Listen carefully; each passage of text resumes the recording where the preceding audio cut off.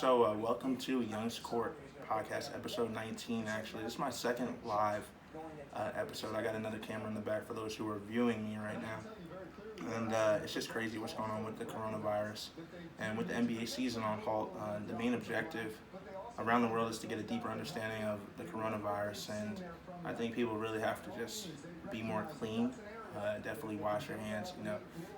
Anything that uh, is normal to people is really changing at the speed of light, and we really have to put the world on watch on what's going on, because we see it going on at the highest level in sports, and it's starting to trickle down to everything else that we do right now.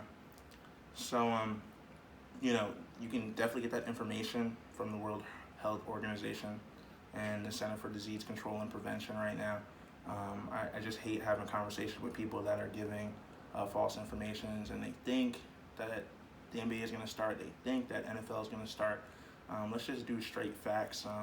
Numbers are really just rising dramatically in days. I'm a huge number math person. I just see every single day the numbers going up so fast. So whether it's a curfew or staying away from groups of more than 10 people, we just have to follow it right now, and we just have to understand it's for the greater cause, because what happened in China and what's happening in Italy is about to happen here. So even though sports as a whole has been shut down, I can use this episode right here to talk about best case scenarios for when the NBA season starts. Players who have the coronavirus right now, up to 7 players, and its effect on the league long term. The NFL, we're going to throw in some NFL information, because they're at the height of sports right now, and they're making all the big news and splash. People are still getting paid a lot of money. And what is realistic for resuming all sports, not just basketball? So the NBA is on hold after one of the craziest live sporting events of my life. I was actually watching sports last Wednesday when it all came to a halt so dramatically. Just couldn't believe what was happening. Actually, we went from hearing that Rudy Gobert, or a player, was affected by the coronavirus, and it just spread so fast. I mean, just household names to people: Donovan Mitchell, Rudy Gobert. Now we have Kevin Durant, and I'm a huge Nets fan, and 3 other players. I just heard also, within the last hour that, and it just scrolled across the bottom, Lakers to be tested for the virus Wednesday. Well, the virus testing takes more than a day, sometimes a day or 2, so we won't find out if some of the Lakers have been or have the virus as well. So everything is escalating and moving so fast, and we're still finding out information. I think after they test players, let me get this. What's up, Ozai? How's it going? I think after they test players, we can't automatically start the league immediately. It's just not going to happen. We think about the preseason. Players just start getting energized to play, but they're not always in shape. So we really have to treat it with care. We can't just say right away, and what's up, Chris, as well. Chris or Cameron, one of the 2. We just can't say, okay, let's throw the players out there and let's go right into a playoff scenario or format. Even though I really liked what Spencer Dinwiddie had proposed, he proposed a 2018 playoff,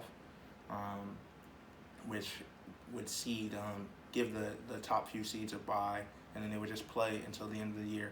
Well, I think you really, at this point, you have to play out the remaining games. Milwaukee had about 19 games on their schedule, so that's what we have to look at. The teams had around in between 18 to 21 games or so left, so they have to play the games, right? And we have to find out who the top seeds are still before we continue to go on with the NBA season. So we can't rush them into this playoff format, and because we're going to expect players to get injured, players to come in out of shape. I mean, some of these players aren't working out on a daily basis, so there's a lot going on. How's it going, Dan? I'm doing a live podcast. If you just came in, much easier. Got 2 cameras set up, so it'll go on YouTube.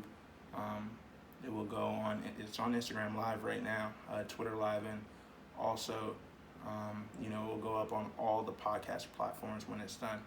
What's up, Coach Kev? I'm just giving everybody a shout out that's coming because there's so many people formulating in and out. Um, so the NBA is saying right now 30 days is when the NBA will reevaluate a possible mid to late June scenario, and I think we have to really just be careful with putting a timestamp on it. Chinese Basketball Association actually was 30 games into their 46 game season, and they suspended on February 1st, and they still have yet to play. So, if we're looking at 10 weeks before the NBA season starts, we've got tons of time to wait for NBA to come back. And I think people have to stop saying, okay, we're going to start here, we're going to start there. We just see all these things getting suspended because this is really out of the NBA's hand or really out of the NFL's hand. You have to really put it in the health professionals' hand first in terms of when teams can come back and when they can play. But in China, also going back to that, they just came off a 14-day quarantine of all travelers flying into the main cities from outside mainland China. So they can't start on this April 2nd date. That's the proposed date that they came up with. So we just have to kind of wait to see what happens in terms of the NBA now. But I really don't expect basketball until late June, unless things change. And as an NBA fan, I would hope, that it would change much faster, but we can't really predict that yet because the virus is in complete control right now. I think the next topic becomes after that, where will the games be played, and how long will the games be played without fans? I think LeBron was the first player to come out and say if the fans weren't going to be there, he wasn't going to play. Basketball is a sport, and all the sports are sports where these players have became the way that they've become from playing amongst other talent and proving themselves amongst fans, viewers, watchers. So you take the fans out of the game, and it really makes it common ground, common level for any player can just step on the court and make shots with nobody there. But it's really how the best players show up time and time again when the game is on the line and when there's a stage to perform on. I think that's when we see the best players show out. So I said before, a total of 7 players with the coronavirus. Just crazy. When I heard Kevin Durant today and 4 Nets and the fact that they played the Lakers on March 10th, that was, it's really like devastating to the basketball culture, because we would just never expect that it would reach, professional players first, or, they would actually be, at the forefront of needing to get testing and finding out about having the coronavirus. So it was all a real shock, and it's still, it's like Christian Wood of Detroit and Rudy Gobert, who has went under tons of scrutiny and came out and apologized really for, joking around about it. Before he knew, I know the media did a great job of kind of twisting the fact that he did it on purpose. He was kind of like touching the microphone and touching different things on purpose, and I think really there was no way for him to really have done that. If he knew that he was really sick, there, no player would have came out and did that. So they still have a lot of different, now with the Nets again coming out and saying that, they still have so many different players that across the league that made contact with the Nets or the Lakers. So now it's going to be all of those teams that they played recently getting tested, and we saw 2 players on the Jazz. Now we've seen 4 players affected on the Nets, so there's just a huge turnaround. And the NFL, during this pandemic went from, last week they were just talking about passing their CBA, and now they are flat on talking about, signing guys. These contracts are crazy. I saw Phillip Rivers today, 1 year, $25 million. It's just crazy when you look at it or you talk about some of the numbers that these NFL players are making, and and then you see, well, besides the fact today our economy had a little bit of, a little stabilization and came up a little bit today, the last few days since the pandemic. People are scrambling, going out to stores and buying whatever they can, and the economy was really taking a big jolt down. But you wouldn't think so if we were talking about NFL football. Wow. Just in awe that people are still doing business at a high level, still making that type of money, and really when the focus should be on what people are saying to flatten the curve. That's not evident when we look at it from an NFL perspective, but from a sports, from a U.S. perspective, but from a sports perspective, they really gave us something to watch for the last 24 hours or plus. They're really holding the sports fans up right now because it's kind of a downer that we're not getting any basketball, even college basketball. That was canceled, and I just feel so bad for the seniors and the various college players. They can't play in their conference tournaments or the NCAA tournament. There was really, the Rutgers coach came on today, and he was talking with Scott Van Pelt about, this being Rutgers' first time making the tournament in so many odd years, and they were guaranteed basically this year, based on their regular season play, that they were going to make the tournament for the first time in a while. So it's just so much going on. But these NFL players, they just keep signing these $1 million deals, and it has literally no effect on how the economy is doing the last few days, but everything to do with they just came off their CBA. Players are going to make more money, and they're not going to cancel their free agency period.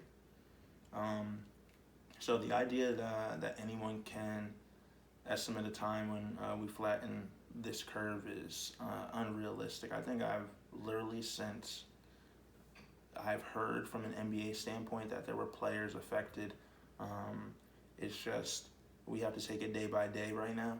And the positive is that we know is, ahead we'll get sports again, and things will definitely slow down with this virus spreading. But we need to put our people's health and safety at the forefront of what's going on. And I know so many people just keep saying wash your hands and stay healthy, but I think we have to do a little bit more than that as well. Just be cognizant of others and the sneezing, the coughing. I just feel like we have to make lifestyle changes for the near future, and I don't know if people are committed or willing to do that yet, but it's just very interesting with everything that's going on. What's up, Dre? I have Mike in here, Ashton. I had Caitlin, Dan. How's it going, guys? You just missed the whole podcast episode, but that's okay. You can catch it on my podcast. It will still be there. Still very happy to. Let's see. I had Sam on here too. What's up, Sam? You still there? You got anything to say? What's up, Freddie? What happened to you, man? You're back a little too late. You missed the whole episode. What's up? What's up, Mike? How are you doing? I'm the man around here, Capiche. Name the artist, please, Mike Hearn.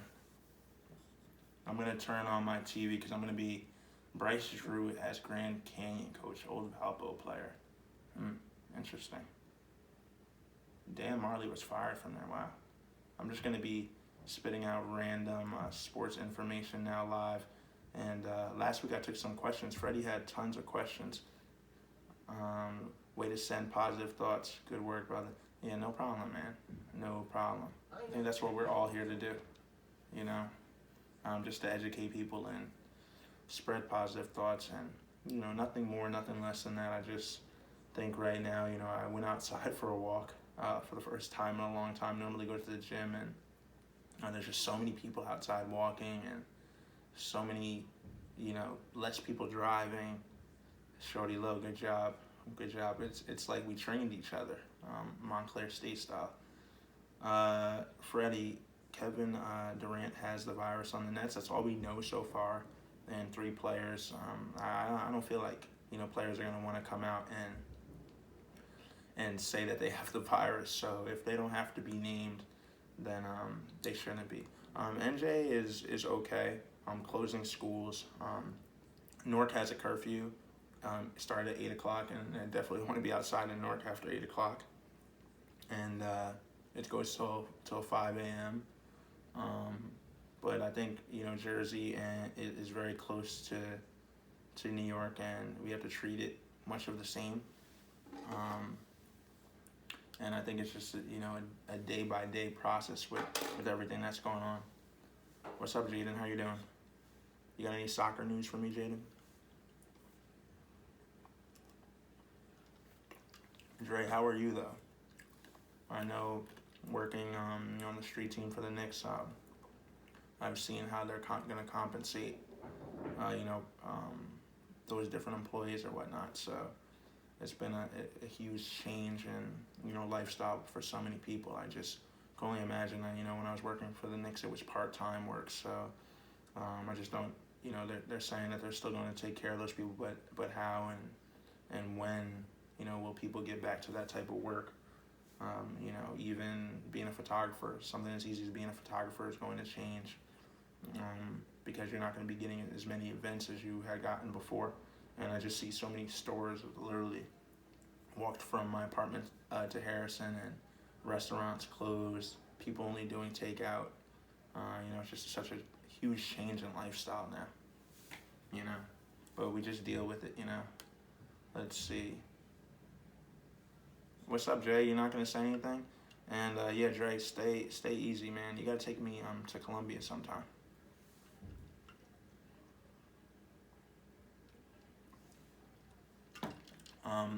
Tom Brady to the Bucks. Wow.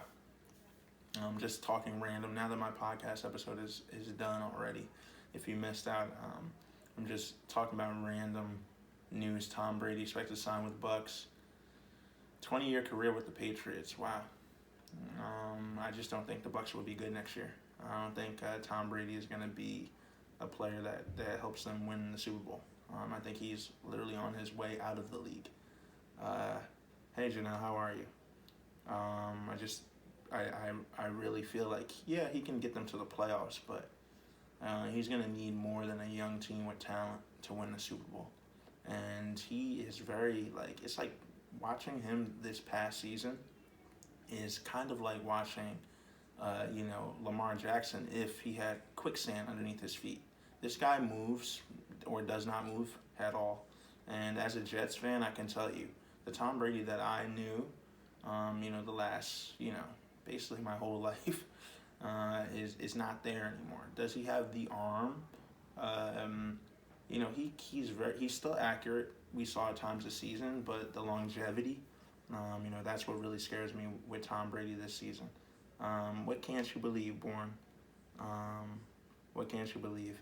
But what do you think, Freddie, about Tom Brady to Tampa? And Janelle, what do you want to listen to? Tell Trav I said what's up. He said Phillip Rivers to the Colts. Yeah, I'm just going ahead and answering stuff. You just came in, just finished my podcast already, so just talking. What's up, T-Rob? How you doing, man? You playing in the program this summer? Phillip Rivers took Colts. Another move. It'll be great for him. Have the best offensive line in football. The Colts definitely had the best offensive line in football. I think people need to realize that. And it's a guy that can make throws. A guy that was under a lot of duress the last few years in San Diego. The Colts don't have tons of weapons. But I think they have a good team and they had a good defense this year. I feel like Phillip Rivers was that guy that could never really get people over the hump. So, from him going, making this move, I have to see it. What's up, Trav? What's good? And that Tom left the Patriots. Yeah, nobody can really believe it, but, wait till we see what his contract is worth. I think at that point, people will be able to believe, the reason why he left. There's going to be a lot of money on the table. Well, Phillip Rivers made $25 million. Tom Brady's worth more than Phillip Rivers, if we're talking straight money. So,